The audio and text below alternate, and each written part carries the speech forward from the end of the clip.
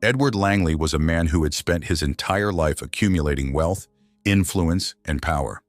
He built his empire brick by brick, deal by deal, until his name was synonymous with success in the highest circles of society. To him, everything had a price. His luxury estate boasted marble floors, crystal chandeliers, and walls lined with portraits of ancestors who had laid the foundation for the Langley dynasty. But to Edward, none of these material treasures held greater importance than the legacy he would leave behind: his son, Jonathan. Jonathan was Edward's only child, his heir, and the one person he couldn't fully control. Edward sat behind the heavy oak desk in his private study, his fingers drumming impatiently against the polished wood. His eyes, sharp as a hawk's, fixed on the grand window that overlooked the vast estate gardens. Beyond the carefully manicured hedges and fountains, the horizon glowed with the last light of day, casting long shadows across the lawn. He had always believed that his son would one day take over the family business and continue the legacy. But as time went on, it became clear that Jonathan had no interest in playing the obedient heir. Jonathan Langley was everything his father wasn't. Where Edward was cold and calculating, Jonathan was warm and idealistic. He had no desire for the cutthroat world of business deals or the false smiles of high society. Instead, he sought adventure, freedom, and a life unshackled by the expectations of his lineage. But today, Edward had reached his limit. Jonathan's refusal to marry Amelia Crawford, the daughter of a wealthy investor, was the final straw. The door to the study creaked open, and Jonathan stepped inside. His tall, lean figure seemed out of place in the grand room, as if his very presence disrupted the strict order his father maintained. He was dressed casually, with a simple shirt and worn jeans, in stark contrast to his father's tailored suit. His dark hair was slightly tousled, and there was a glint of defiance in his eyes that Edward had come to know all too well. "You wanted to see me, father?" Jonathan asked, his voice calm but tinged with a quiet edge. Edward turned in his leather chair to face his son fully, the tension in the room palpable. He didn't respond immediately, instead allowing the silence to stretch between them, thick with unspoken resentment. "You refused to marry Amelia," Edward finally said, his tone measured but cold. "After all the arrangements, all the discussions with her family, you have the audacity to reject her?" Jonathan held his ground, meeting his father's gaze without flinching. "I'm not a pawn in your business deals, father. I won't marry someone just because it benefits you. Amelia deserves better than that, and so do I." Edward's jaw clenched, his eyes narrowing into slits. His voice, when it came, was a low growl, filled with fury he could barely contain. "You think you can defy me? You think you can live your life on your terms, ignoring everything I've built for you? Fine. If you won't marry Amelia, you'll marry a woman of my choosing. But this time, it won't be an heiress. You'll marry someone beneath you, someone who will remind you of the real world and your responsibilities." Jonathan's expression didn't change, but inside he felt a flicker of surprise. His father's threats were usually centered around business, finances, or influence. This was something else entirely, a punishment disguised as a marriage. "A farmer's daughter," Edward continued, his voice dripping with disdain. "A humble woman who knows nothing of wealth or privilege. Perhaps then you'll learn some humility and responsibility." Jonathan's heart raced, but not out of fear. This was exactly the kind of response he had expected from his father, a petty act of vengeance. Still, he wasn't going to give Edward the satisfaction of seeing him beg or resist. Instead, Jonathan kept his face neutral, his eyes steady on his father's. "If that's what you want," Jonathan said quietly, "then I'll do it." Edward's eyes widened, momentarily caught off guard. He had expected resistance, perhaps even a heated argument, but Jonathan's calm acceptance threw him off balance. For a moment, a flicker of doubt crossed Edward's face. Had he underestimated his son? "You will marry her," Edward pressed, his voice regaining its force. "And you'll live with her, in the countryside, away from this life until you understand what it means to work hard and take responsibility." Jonathan's silence stretched on, unyielding. He had made up his mind, and Edward could see that. Frustrated but unwilling to back down, Edward rose from his chair, stepping closer to his son. His voice dropped to a near whisper, laced with venom. You will regret this decision, Jonathan. Mark my words. Jonathan didn't respond. He had heard enough. Without another word, he turned and walked out of the study, leaving his father standing alone in the opulent room, seething. As Jonathan stepped outside, the cool evening air hit his face, a sharp contrast to the stifling tension inside the mansion. He took a deep breath, his mind racing. This wasn't going to be easy, but deep down he knew that this was his chance to break free from his father's suffocating control. He had a plan, one that his father would never see coming. He wasn't going to let this punishment defeat him.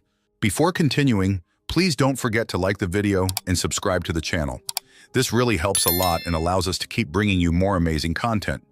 Your support makes all the difference to us. Now let's continue. Jonathan Langley stood at the edge of his father's estate, his heart heavy as he boarded the car that would take him away from the only life he had ever known. The sprawling mansion and the well-manicured gardens that had once symbolized everything he despised were now fading into the distance. Ahead of him lay an uncertain future, one dictated by his father's will. He was headed to a place where the polished floors would be replaced by dirt paths, and the air, once thick with perfume and power, would be filled with the scent of soil and livestock.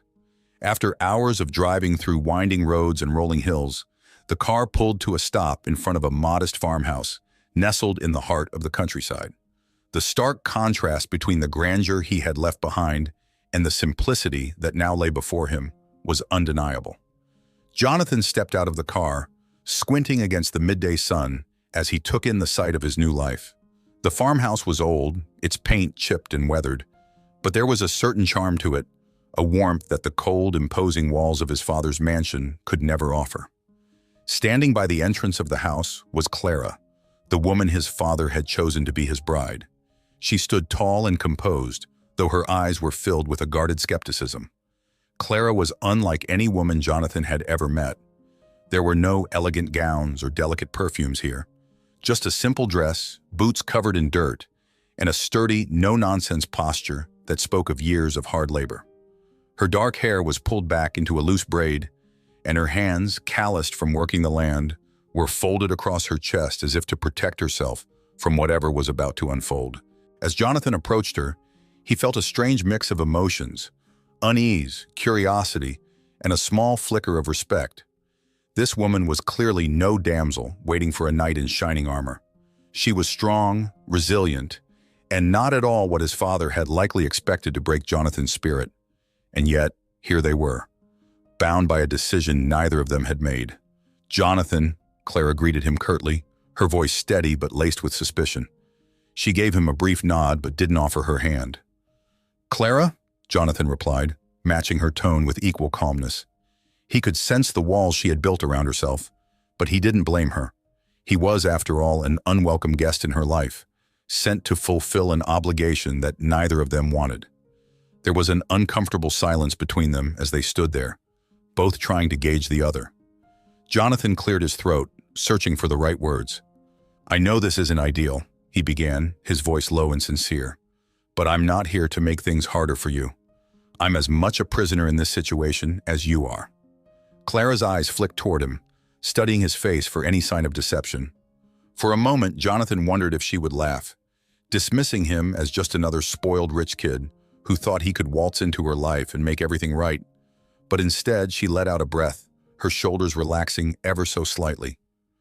"We'll see," she said finally, her voice softer but still cautious. "I've lived my whole life working this land. I won't tolerate someone who thinks they're above it." Jonathan nodded.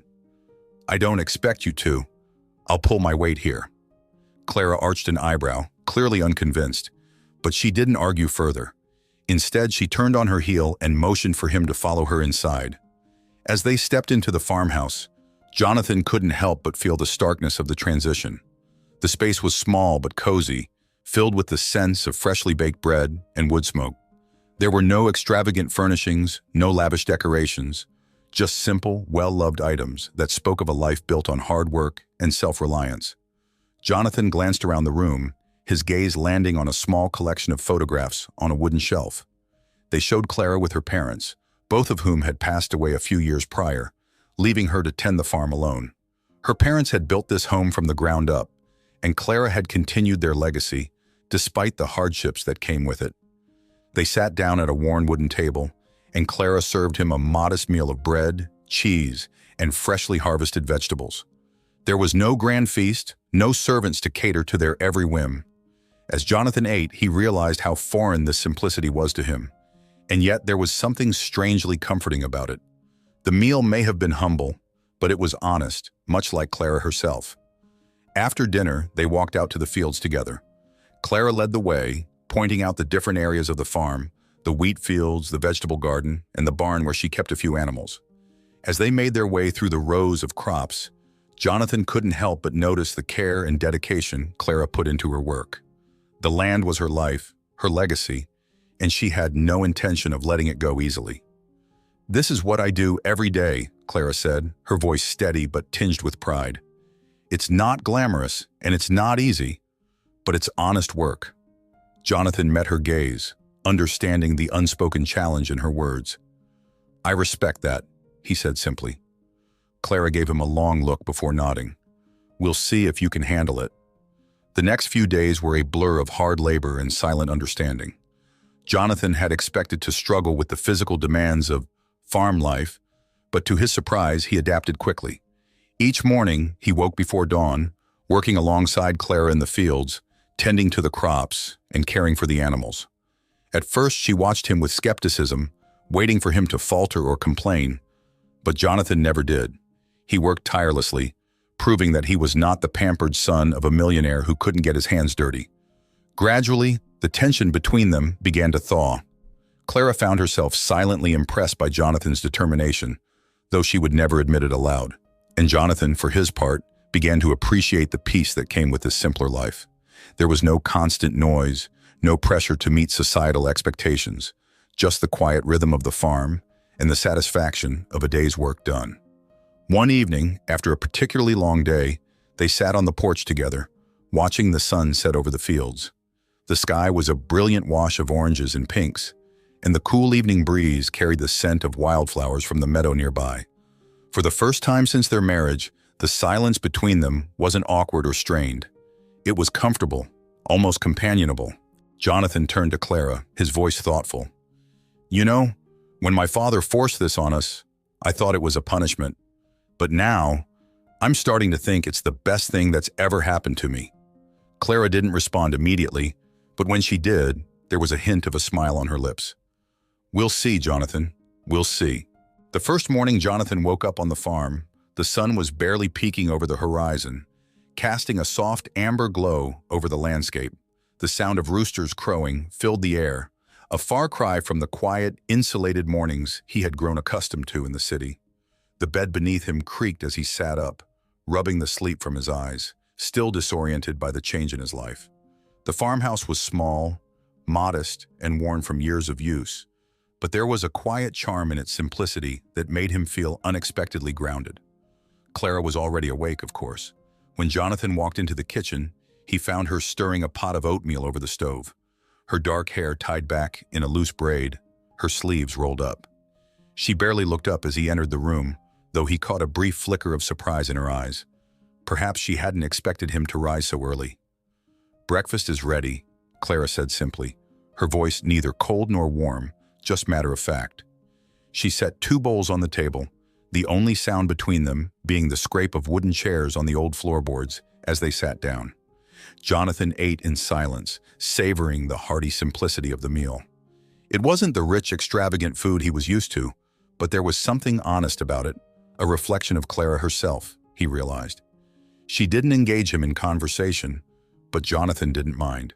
There was something peaceful about the quiet, something that allowed him to reflect on the path his life had taken. After breakfast, they set out for the day's work. Jonathan followed Clara out to the fields, the crisp morning air filling his lungs. The farm was large, sprawling out across rolling hills and fertile fields. The work that lay ahead seemed endless, but Jonathan didn't feel overwhelmed. In fact, there was a part of him that welcomed the physical challenge. For so long, he had lived in a world where his worth was measured by money, status, and societal expectations. But here, his value would be measured by his ability to work with his hands, to contribute to something real. Clara handed him a set of tools, her gaze flickering to the soft, uncalloused skin of his hands. "You'll get blisters," she said, almost as if she expected him to complain or back out. But Jonathan merely smiled. "I suppose I will," he replied, gripping the shovel with both hands. And so the work began. Under the rising sun, they dug into the earth, planting seeds for the next season's crops. The dirt was rough under Jonathan's hands, the weight of the tools unfamiliar, but he pushed through. Hours passed, the sun climbing higher into the sky, and with each movement, Jonathan could feel the strain in his muscles, the sweat trickling down his back. It was hard work, harder than anything he had ever done before, but it was also oddly satisfying. Clara worked beside him, her movements efficient and practiced, barely speaking except to give him brief instructions. She was a woman of few words, but Jonathan found that he didn't mind. There was something comforting in her presence, in the rhythm of the work they did together. It was as though the land itself connected them in a way that words couldn't. As the days passed, Jonathan began to adjust to the grueling pace of farm life. Every morning he woke before dawn, his muscles sore but stronger than they had ever been. His hands, once soft from years of privilege, were now rough and calloused, a testament to the work he had put in. He learned to tend to the animals, to milk the cows, to repair the old barn when it needed fixing. Each task, though small, contributed to the greater whole, and there was a sense of purpose in that. Clara, though initially skeptical, couldn't help but notice the changes in him. She had expected him to break under the pressure, to complain, or to retreat into the entitled mindset she had always associated with men of his wealth. But Jonathan never did. He embraced the challenges, learned from his mistakes, and pushed forward with a quiet determination that surprised even her. It wasn't just the work that changed Jonathan, though. It was Clara herself. Over time, as the long days stretched into weeks, they began to talk.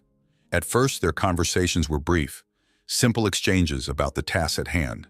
But as the hours spent working side by side grew longer, they began to open up.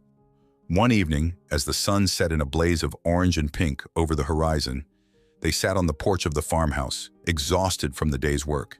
The soft breeze carried the scent of fresh hay and wildflowers, and for the first time, the silence between them felt less like a wall and more like a bridge.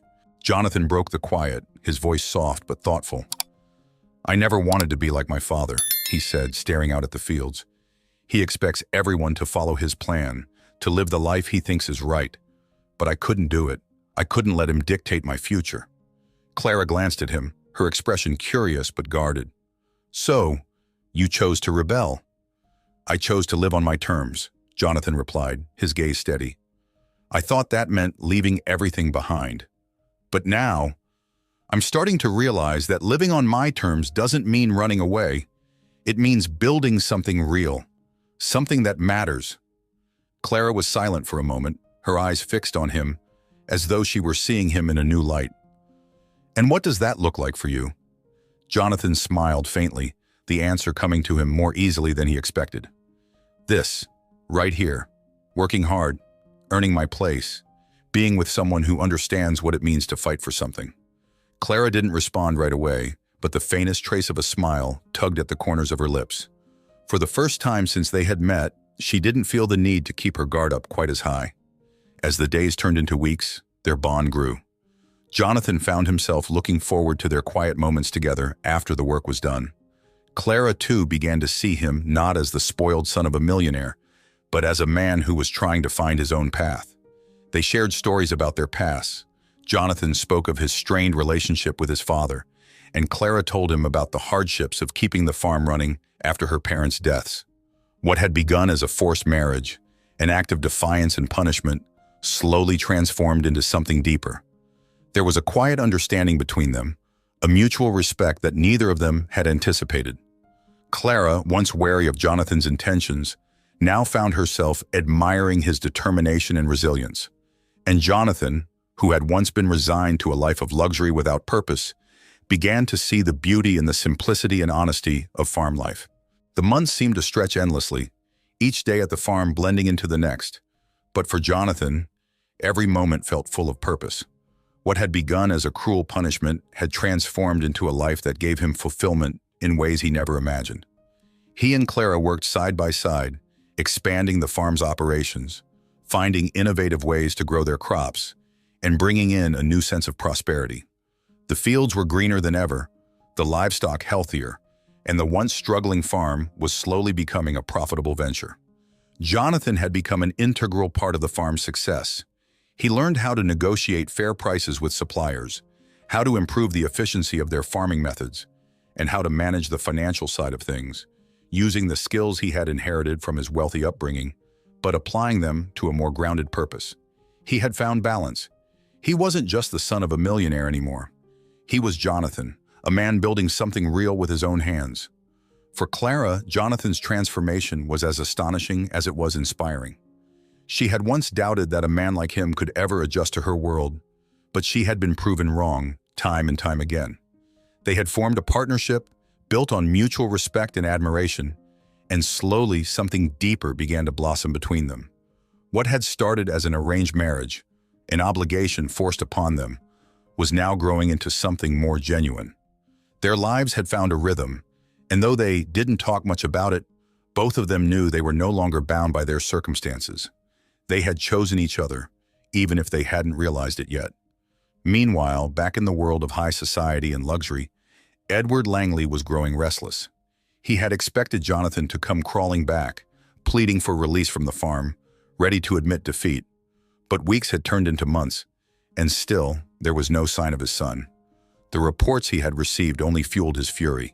Jonathan was thriving, the farm was prospering under his guidance, and even more shocking, the boy wasn't suffering. He had, in fact, embraced the life Edward had thrown him into. This was not the outcome Edward had envisioned. His entire plan had been designed to break his son's rebellious spirit, to bring him back in line with the family's traditions and expectations. But it seemed Jonathan was defying him once again, refusing to learn the lesson Edward had tried so hard to teach. Finally, Edward's patience snapped. He would not sit idly by while his son defied his will. He would go to the farm himself, confront Jonathan, and put an end to this madness. He imagined the sight he would find: the once proud Jonathan reduced to a haggard farmer, begging for his father's forgiveness. He wanted to see his son humbled, to witness the defeat in his eyes. When Edward's sleek black car arrived at the farm, it was a stark contrast to the rustic surroundings. Dust rose in clouds as the car rumbled down the dirt path leading to the farmhouse, where Clara and Jonathan were finishing their day's work. Edward stepped out, immaculately dressed in a tailored suit, his face a mask of cold fury as he surveyed the land with disdain. Jonathan emerged from the barn, wiping sweat from his brow, his shirt stained with dirt and the remnants of a long day's labor. His hands, now rough from months of working the fields, held a strength and confidence that hadn't been there before. He didn't flinch as he saw his father approaching, though there was an unmistakable tension in the air. Clara stood nearby, her watchful eyes flicking between father and son, sensing the storm that was about to break. "Jonathan," Edward began, his voice dripping with disdain. "Look at you. This is what you've become? A farmer?" He spat the word like an insult. "You were supposed to learn your place, to understand the consequences of defying me." Jonathan, to Edward's surprise, didn't look ashamed or defeated. Instead, he stood tall, his posture strong and resolute, his gaze unwavering as he met his father's glare. "I did learn something, Father," Jonathan said calmly, his voice steady. "But it's not what you intended. I've learned that there's more to life than wealth and status. I've learned the value of hard work, of building something real with my own hands. And I've found happiness here, something I never had in the life you wanted for me." Edward's face twisted with rage. This was not how it was supposed to go. "Happiness?" he snarled. "You think you can be happy living like this? You are Langley. You were born for power, influence, not this." He gestured toward the fields, the barns, the simplicity of the life Jonathan had embraced. But Jonathan didn't flinch. His father's words no longer had the power to wound him. "I don't need your money or your approval to be happy," he said. "Clara and I have built something here that's real. We've turned this farm into a successful business, and we've done it together, without anyone's help. That's worth more to me than any of the fortune you control." Clara stepped forward then, standing beside Jonathan, her presence solid and unwavering. She had been silent up until now, but the time had come for her to speak. "Jonathan is a good man," she said, her voice strong and clear. "He's worked harder than anyone I've ever known, and he's done it with grace and humility. He's earned his place here just as much as I have." Edward looked between the two of them, his fury boiling over. "You think this is going to last? You think you can build a life here without my support? This farm will fail, and you'll come crawling back. You're deluding yourself, Jonathan." But Jonathan only smiled, a small, knowing smile that infuriated his father even more. "Maybe," he said quietly, "but if we fail, we'll fail together. And if we succeed, it'll be because we worked for it, on our terms." For the first time in Edward Langley's life, he found himself at a loss for words. His son, the boy he had tried so hard to mold into a reflection of himself, had become something entirely different, something stronger, something more grounded. Edward's entire worldview had been turned upside down, and for the first time, he realized that Jonathan didn't need him anymore. There was nothing left for Edward to say. He looked at his son, standing tall and proud beside the woman he had been forced to marry, and saw not the boy he had once known, but a man who had defied him in every possible way. With a final, cold glance, Edward turned and walked back to his car. The sound of the engine roared to life, and moments later, he was gone, leaving Jonathan and Clara standing together, united against the world. As the dust settled, Clara turned to Jonathan, her expression a mixture of relief and pride. "I guess we know where we stand now," she said softly. Jonathan smiled, reaching out to take her hand. "We do, and we'll be just fine." Together they watched the sun set over the fields they had worked so hard to cultivate, knowing that whatever came next, they would face it together, on their terms, not his father's. As the seasons passed, Jonathan and Clara's farm flourished, not just in terms of crops and livestock, but in spirit. The land, once worn down by years of neglect, now bloomed with life and prosperity, much like their relationship. What had begun as a reluctant marriage imposed upon them had blossomed into something neither had expected: deep, unshakable love. Each morning, they woke before the sun, side by side, the rhythm of farm life tying them closer with every passing day. Clara's laughter filled the air as they worked, her once guarded heart now open to the man who had proved himself in ways she could never have imagined. Jonathan, too, had changed. His once rebellious, restless spirit had found peace, not in luxury or wealth, but in the quiet satisfaction of building something real, something he could touch with his hands and nurture with his heart. Word of their unlikely partnership spread through the small farming community.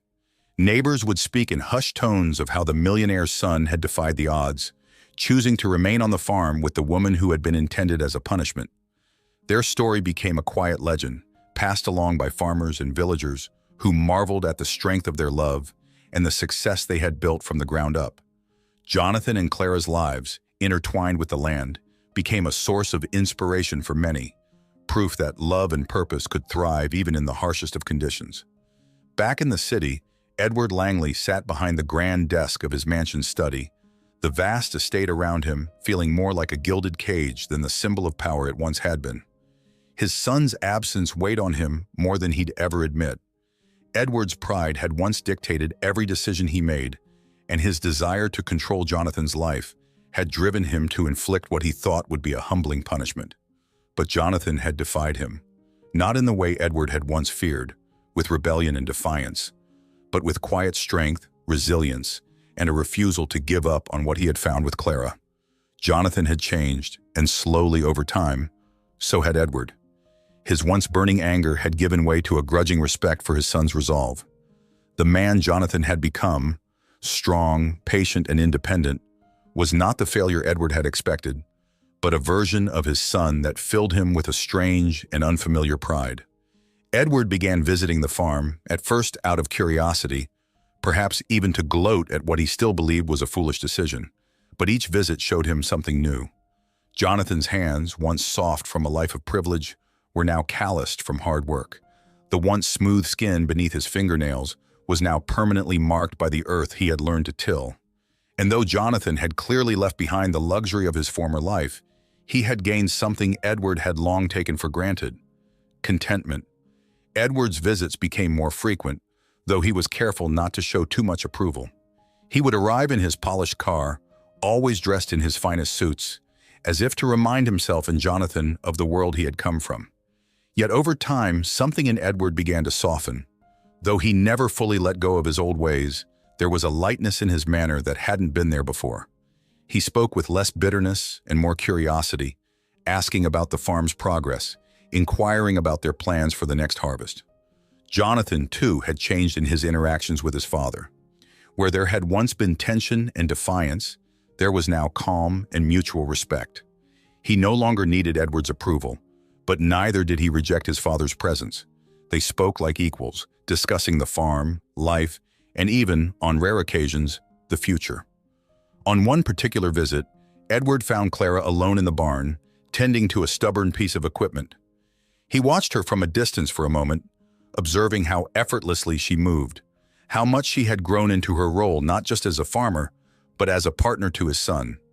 Her hands were strong, her movements precise, and there was a quiet grace in the way she carried herself. "I never imagined this would suit him," Edward said aloud, stepping forward. Clara looked up, surprised by the sound of his voice. She smiled softly, her usual guarded demeanor absent. "Neither did I," she admitted, standing to face him. Edward studied her for a moment, his expression unreadable. "You've made a fine life here," he said, the words awkward in his mouth. Compliments did not come easily to Edward, but he could not deny what he saw before him. "Jonathan has changed." Clara's eyes softened. "He's always had it in him," she replied. "It just took the right place and the right reasons for him to show it." Edward nodded, his gaze drifting to the fields beyond the barn where Jonathan was working. For the first time in years, he felt a pang of something unfamiliar, a yearning not for control or dominance, but for connection. He had spent so long trying to mold his son into something Jonathan was never meant to be, and now he saw the folly of it. Jonathan had become a man, not in spite of Edward's efforts, but because he had chosen his own path. As the months turned into years, the Langley family dynamics slowly shifted. Edward, though still a figure of wealth and power in the city, found himself more and more drawn to the quiet simplicity of the farm. He began to appreciate the things that once seemed beneath him: the steady rhythm of the seasons, the satisfaction of hard-earned progress, and most of all, the love that had grown between Jonathan and Clara. Though Edward would never fully admit it, the farm had become a refuge, a place where he could escape the pressures of the high society he had once dominated. Jonathan and Clara, meanwhile, thrived. Their love had deepened with each passing day, their partnership solidified, not just by the work they did together, but by the life they had built. Clara's dreams of expanding the farm came to fruition, with Jonathan's business acumen and her knowledge of the land combining to create a successful and thriving venture. They hired help, expanded their operations, and became well-respected members of the community. Yet even in their success, they never lost sight of what truly mattered. They kept their lives simple, their focus always on each other and the work that had brought them together. And in those quiet moments, as they sat on the porch of their farmhouse, watching the sun set over the fields, they knew they had been given a rare and precious gift, a love born not of convenience or obligation, but of choice. As for Edward, the man who had once ruled his world with an iron fist, he too had found something he never expected: peace. Though he still returned to his mansion in the city, his heart was no longer in the ruthless pursuit of power. He spent more and more time at the farm, quietly observing the life his son had built, and though he would never admit it aloud, he was proud. Proud not just of Jonathan's success, but of the man he had become. A man who had found love, purpose, and fulfillment in the most unlikely of places. In time, the farm became a symbol of the family's journey, a place where the barriers between wealth and humility, power and simplicity, had been broken down. Jonathan and Clara's story, once a whispered tale of punishment and defiance, became a quiet legend of love and transformation.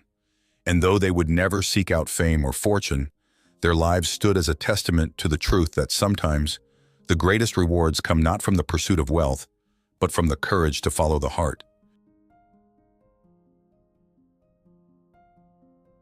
If you enjoyed this story and want to hear more like it, don't forget to give this video a thumbs up and subscribe. Let me know in the comments what you thought about the story and share any themes or ideas you'd like to hear in future stories. Your feedback means the world to me. Thanks for watching.